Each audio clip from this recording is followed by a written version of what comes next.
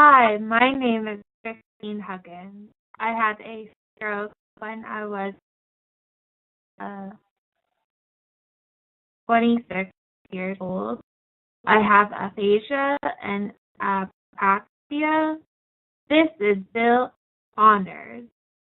He is my speech-language pathologist. Bill is instrumental to my recovery. Hi, Bill. Hey, Christine, how you doing? Good. How long have you been Bill? Well, probably since before you were born, Christine. I cut my teeth on aphasia treatment around 1975, 76, with the likes of Audrey Holland and Alvin Davis. We had some great pioneers in those days, very creative therapists. Are there any stories or lives that stand out in your mind? Other than working with you at any time, I would say one of the first times was the first time I worked with a patient intensively. We had an intensive aphasia program, and somebody came up from Maryland, and I tested her on a Sunday, and we had dinner, and then we worked 8 hours a day, 5 days a week, and you really have to study and pay attention and work hard. And really, as a therapist, it was a real challenge, and it really helped. I think the other one that stands out was at a support group meeting when one of my clients who recovered from her aphasia, I just asked the room, what is aphasia? And she said, well, that's easy, Bill. Aphasia is different for everybody. And that's the only printed definition I use, and it is very true. How do you always focus on aphasia and apraxia? Are you asking me if that's what I focus on, aphasia and apraxia? Yes. Pretty much that's what I focus on. Of course, we work with the related disorders of reading and writing, dyslexia and agraphia. But you know, so much of what we do is with the cognitive skills, working memory, attention, alternating attention, sustaining attention, cognitive flexibility, and so on. So we study a lot of neuroscience, learning theory. We work with smart teachers like your mom was. We just try to pull everything from everywhere to apply it so that we can really, truly take advantage of neuroplasticity. How does the brain rewire? Did you ask me how does the brain rewire itself? Yeah. That's something that we're just beginning to understand. The processes that go on from the neurological standpoint, the researchers are really starting to get a little better handle on. From the therapy end of things, I think the brain rewires itself by reconnecting pathways, getting other neurons firing, who knows, growing new dendrites. But in terms of what we need to do, we know that we need to improve the cognitive skills so that you got your attention and your memory and you're able to really allocate your resources. Then we need thousands and thousands of what we call neural flows, what we used to call repetitions. That's for learning.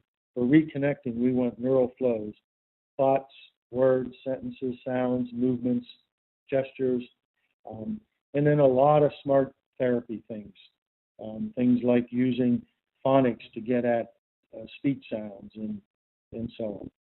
And I think also really smart use of technology. I'm thankful for Bill because we have telepractice and therapy. And I am so thankful because I met Bill because I can't drive, and sometimes it's really hard. I was really tired for the speech for probably 10, 20 minutes for the flight and back. And I think Bill and we have my energy 1 hour the maximum, and is really nice for my home and my surroundings, and I'm really comfortable, and is really, really nice for that option. And you know what? It's amazing that it's not an option anymore. It's as viable as face-to-face treatment. It has some real benefits. You know, the tension, you really got to pay attention. You can be typing it simultaneously. There's some compactness about how you deliver services. Whereas face-to-face, there's some things you can do that are more beneficial. So I think that's an excellent point, Christine. Tell me 4 or 5 things that make Aphasia Toolbox and Aphasia Sight Reader different for traditional aphasia therapy. 5 would be nice. Okay. So first of all, it is geared for technology.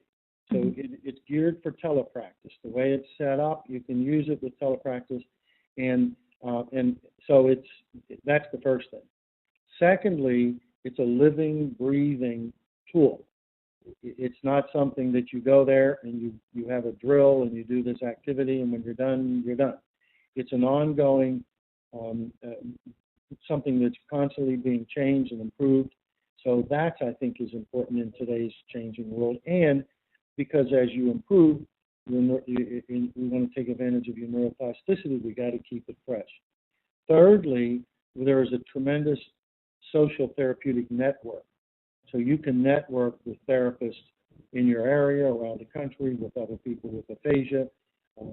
You and David and you guys have done a lot with ARC to get people connected. We know that that's real important. Fourthly, we actually have our online groups, treatment groups, but more importantly, the communication cafes right through our website that Sharon actually facilitates one of those groups, and I think that's terribly important. I would say finally, the way all of the stuff on our website is authentic, so we have created it and continually create it. So it is geared toward adults traveling the pathway of recovery using smart tools that really take advantage of neuroplasticity and not something that are sort of tired, meaningless drills. I am so thankful because I met Sharon for the cafes. We are really close friends now, and I am so thankful because she is really strong woman and she's so smart, and her recovery is my model for my recovery. And I think the cafe is really important for conversations, a different a network or people with aphasia, and you understand for the different options and your struggle, and so I love the cafe. Great idea, Bill. Well, you said a mouthful. Yeah. Absolutely. I hear you. And it is nice to have a role model. It is nice.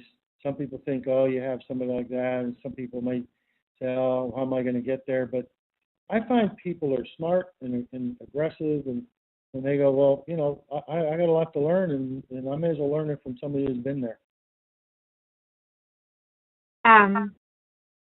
What new and exciting things are happening with Aphasia Toolbox and Aphasia Sight? First of all, it's always the people. We are bringing on new clients, new speech therapists from around the world. When I do my workshops, therapists get excited because they're good, smart people. They just want the tools and the ideas to move with. It's my new clients that bring energy and spirit and knowledge and like as you were saying, a role model, you know, a spirit. I think that's first. Secondly, we're making a big effort to take our brain-compatible aphasia treatment program that really exploits neuroplasticity and making it more and more useful for speech therapists in nursing homes and rehab centers and hospitals where there are a lot of contingencies, a lot of things they have to consider and time and so on. So we're trying to take that philosophy and really make it more and more functional. So we're creating a new software program, Functional Treatment Application, for example. And finally, I would say the Aphasia Practice Coach Certification Program. We're going to be certifying caregivers and interested people and people who've recovered from aphasia, volunteers. We're going to train them. It's the first of its kind that I know of. We're going to train them online to be really good practice coaches, because we know that to reconnect your brain, you need just 3-4 hours of practice a day. You need to make your whole day therapeutic. So you need coaches to help you do that. There's just not enough time in the day for a therapist to do it. So we're hoping that your mother will be one of our participants. So I think that's an exciting activity that Sharon has actually taken the lead in. Do you have any parting words that may help me or other people with aphasia? Yes. I think that and Sharon's really helped me get a handle on this. We've always thought about it, and that is make it a whole person recovery. Get your rest, get your exercise. When your physical therapy is done, go right back to the gym and get a physical trainer. Be like every other normal human being and exercise, eat right, get your spirit together. Yoga, meditation, spiritual. Everybody is different, right? Every person with aphasia is different. So whatever that whole person recovery plan looks like, it's going to be different. Yours has been to be real social. You're a digital native, you're an outgoing person. So yours has been through other people, and I can see what it does for your spirit. So that would be it. We talk about having a whole person recovery plan, and it is very important in order to recover your maximum, to keep traveling that pathway of recovery, and to truly exploit your brain's powerful ability to reconnect. Well, thank you, Bill. Really, really good interview.